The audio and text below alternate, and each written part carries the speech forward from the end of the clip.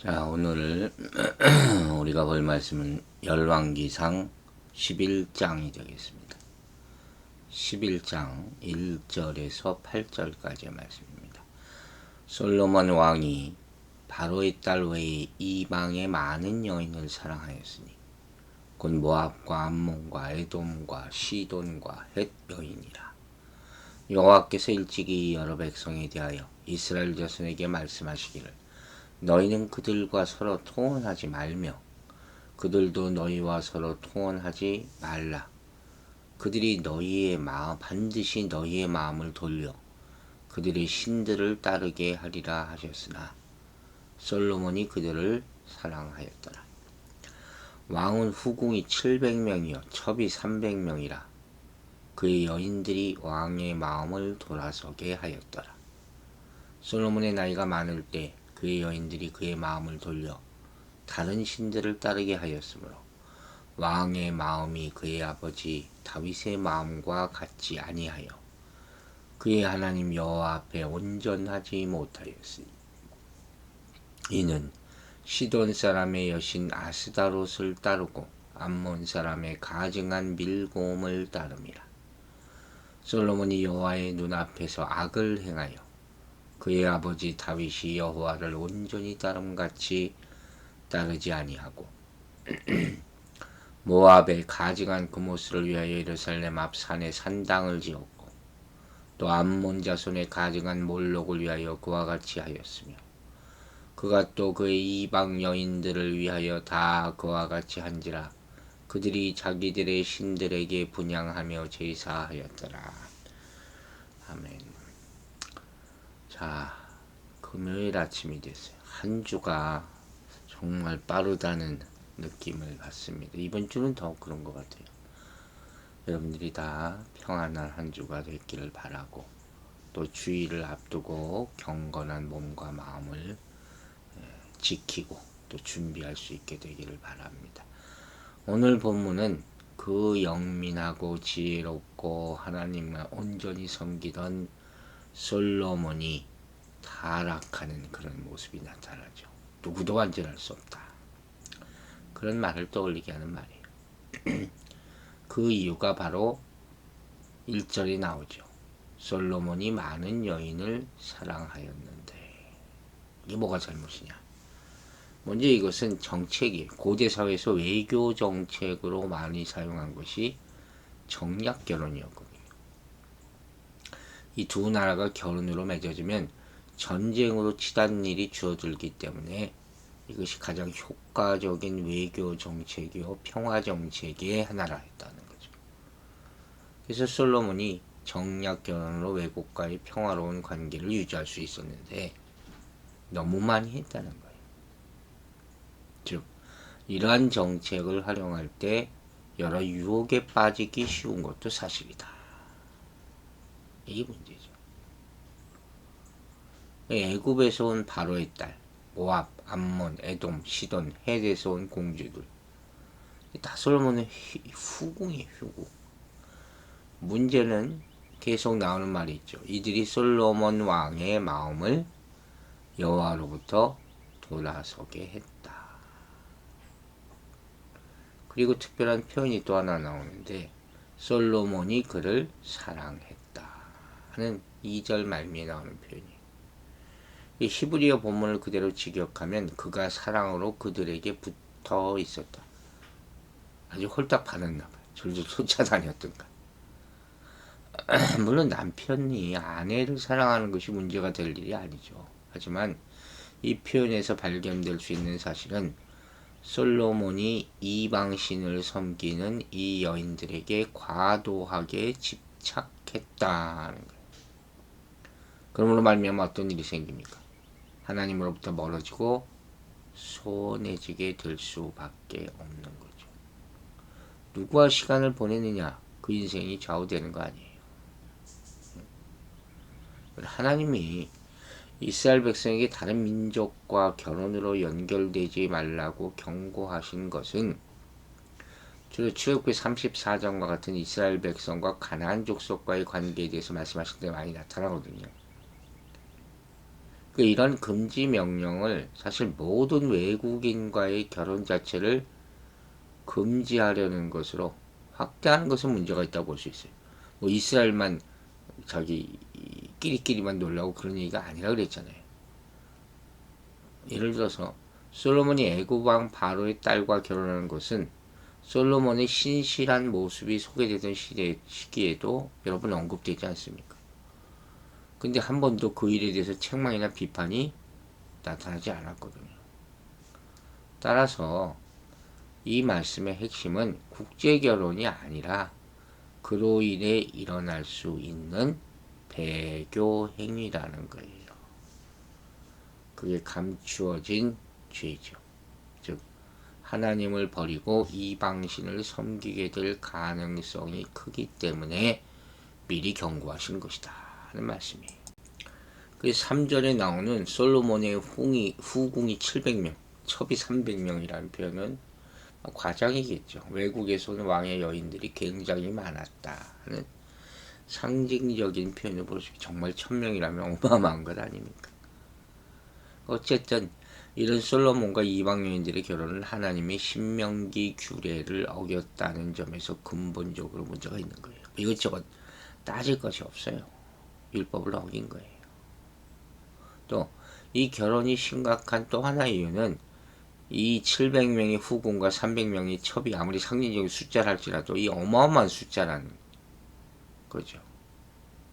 만약에 진짜 이 1000명이나 된 여인을 사랑했다면 그런 말미암아 자식들이 태어날 거 아니에요.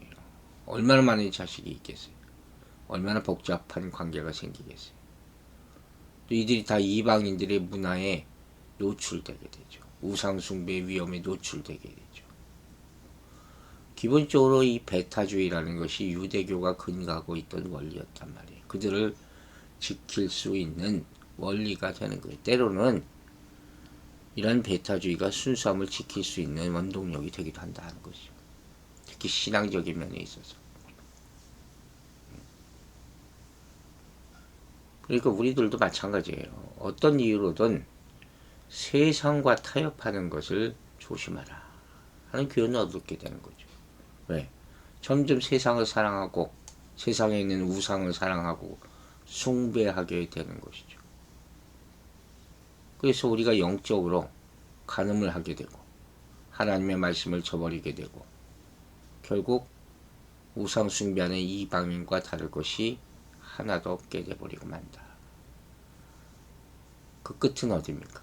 세상의 음란한 세력들과 붙어버리는 거죠. 그들을 사랑하게 되는, 도저히 끊어버릴 수 없는 지경에 이르게 된다는 거예요. 여러분, 지금 세상에서 특히 미국이나 뭐 전 세계, 한국도 그렇다 그러는데 정말 마약이 어마어마하게 들어가 있어요.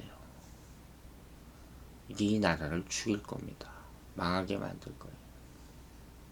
대도시들이 LA나 뉴욕이나 이 마약으로 말미암아 거의 좀비가 된 그런 모습으로 살아가는 사람들이 어마어마하게 늘어나고 있어요. 이거 어떻게 할 겁니까? 끊고 하나님께 돌아가는 방법밖에 없단 말이에요.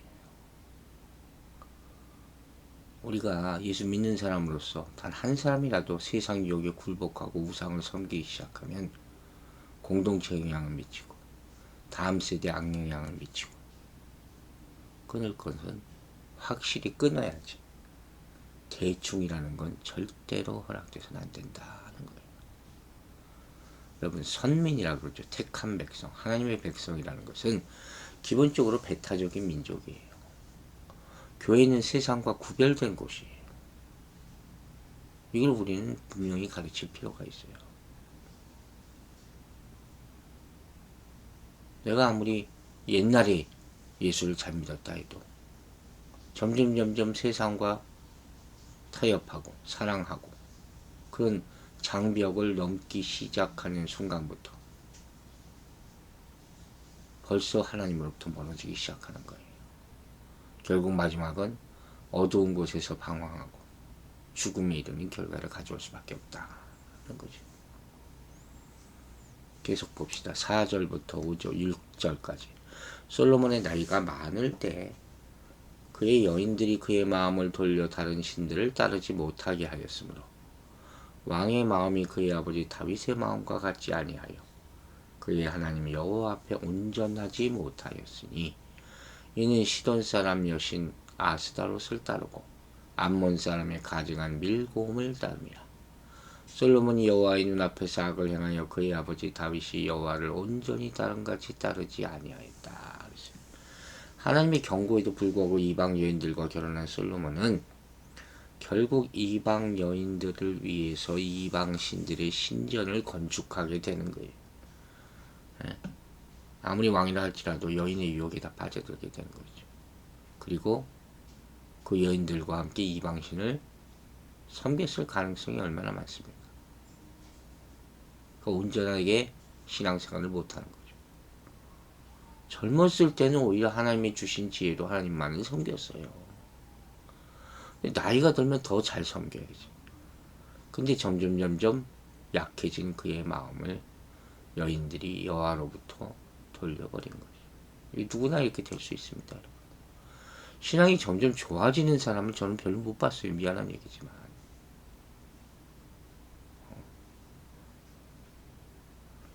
다윗도 노쇠하니까 신속하게 결단을 내리지 못하잖아요.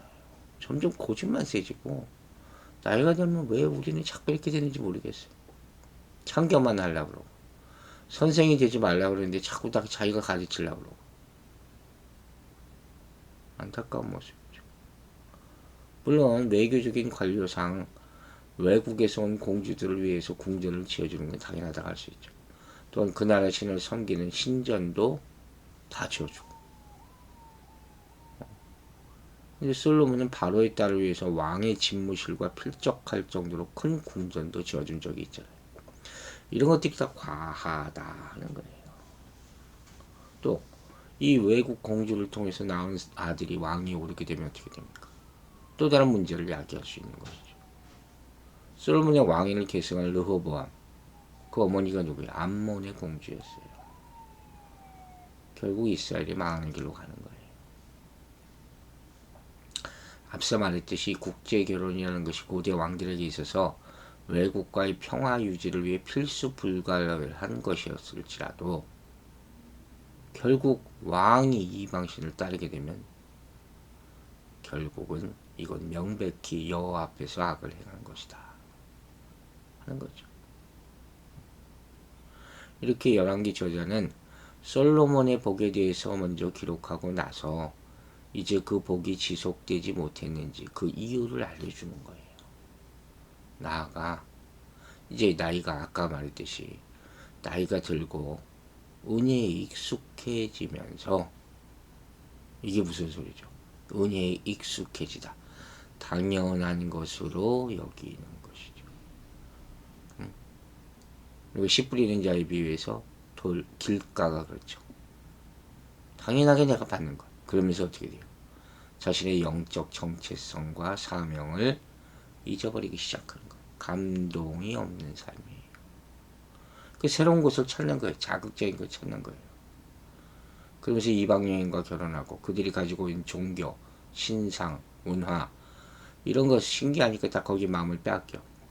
그러면서 하나님께 대한 집중력을 상실하고 영적 경계선이 무너지기 시작하니까 한순간입니다. 하루 사이, 하루가 뭡니까? 1분 1초 사이도 이렇게 될 수 있죠. 물론 솔로몬이 공개적으로도 전적으로 배교하지는 않은 것 아닙니까? 이렇게 얘기할 수 있어요. 여호와에 대한 예배에 계속 참석했을 것이겠죠.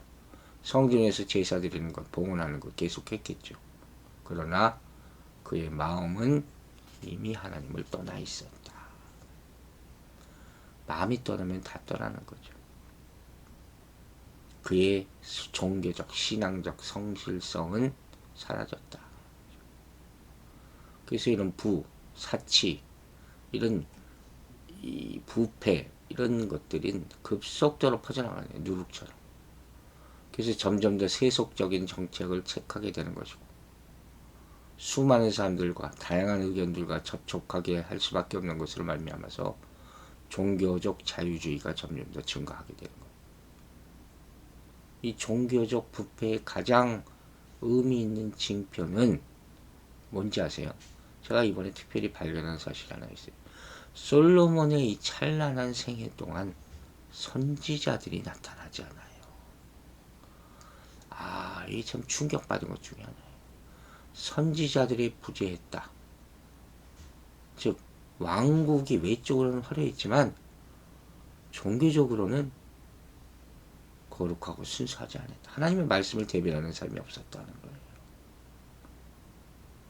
이 시대가 그런 시대란 말이에요. 여러분, 사회적 경제적 추락은 도덕적 타락에서 말미암고 도덕적 타락은 영적 타락에서 유리한다 그랬어요. 솔로몬의 영성이 금이 가기 시작하고 그 영향이 바로 나타나지는 않았지만 이때부터 이스라엘은 서서히 분열되고 무너지고 있었던 거예요. 그러므로 우리는 은혜를 주신 하나님께 집중하는 마음을 끝까지 지켜야 한다 하는 말씀을 드리는 거예요. 이스라엘이 약속의 땅에 들어가기 전에 하나님이 이방인들과의 통혼을 금하신 것처럼 성도는 영적인 약속의 땅에 들어가기 전에 미리 가나안 세력들과의 영적인 통혼을 금하였음을 분명히 알아야 되는 거예요. 하나님이 이렇게 강하게 반대하시는 데 이유가 있는 거예요. 오늘날도 똑같다는 것이죠. 7절과 8절 보세요. 모압에 가증한 그 모습을 위하여 예루살렘 앞 산당에 산당을 지었어요. 예루살렘 앞 산에 산당을 지었다니까요. 신전을 지었다는 게 이방신을 위한 신전을 지었어요. 이 올리브산 감람산이에요. 근데 요시야 시대에 이것이 멸망의 산이라고 불립니다. 이 비하하는 의도로 지은 이름이겠죠. 그리고 왕비들을 위해서 시돈의 여신 아스다롯, 암몬의 신 밀곰, 몰록, 모압의 신 그모스의 신전을 이 산에 건립해 줬다. 하나님과 우상을 같이 섬기겠다는 거죠. 가증스러운 얘기죠. 이 신전이 기록을 보면 300년이나 지난 요시야 시대에도 그대로 있었어. 그 종교개혁을 다행한 히스기야도 이 신전을 파괴하지 않고 그냥 뒀다. 이 어마어마한 일이죠. 이게 뭐라 그래요? 혼합주의죠. 혼합주의. 여호와 예배와 우상의 예배를 함께 하지. 그 주도자가 되고 말았어요. 솔로몬이. 이처럼 이방의 문화들은 치명적인 매력을 가지고 있어요. 사단이 그런 거예요. 그리고 여호와가 참된 하나님을 버렸다 하는 말은 없다 할지라도 결국 배교한 것이죠. 자신이 직접 우상 숭배를 하지 않았다 할지라도 다른 사람이 우상 숭배하는 것을 허락했고 조장했다. 여러분, 장물아비는 도둑만큼 나쁘다는 거예요. 다를 게 뭐가 있어요? 그죠? 사람들이 세상으로부터 높은 평가를 받으려 노력하는 바로 그 수단이 그들의 멸망의 수단임을 알아야 돼요. 세상과의 화치는 하나님에 대한 대적이 될 수 있습니다. 교회와 세상 사이에는 분명한 선이 그어져야 하는 것이죠. 여호와 하나님은 질투하는 하나님이심을 잊지 마시기 바랍니다. 기도하겠습니다. 아버지 하나님, 오늘 교훈을 통해서 우리의 신앙을 돌아보게 해주시고 순수함을 지키고 있나 점검하는 시간이 되게 도와주시옵소서. 세상의 것을 사랑하지 말라고 그렇게 많은 말씀을 들었지만 우리가 눈 뜨면 하나님의 것보다 세상의 것을 먼저 보고 먼저 그 소리를 들어서 이 험한 세상에, 유혹의 세상에 빠져 살고 있음을 회개하오니 용서해 주시옵소서. 무엇보다 하나님의 말씀을 가장 먼저 듣고 충만하게 해서 그 말씀을 지키고 사는 오늘 하루 평생의 삶이 될 수 있도록 우리와 함께 하여 주시옵소서. 악을 행하지 말고 선을 행하라. 그 하나님의 말씀대로 살게 도와주시옵소서. 감사드리며 예수님 이름으로 기도했습니다. 아멘.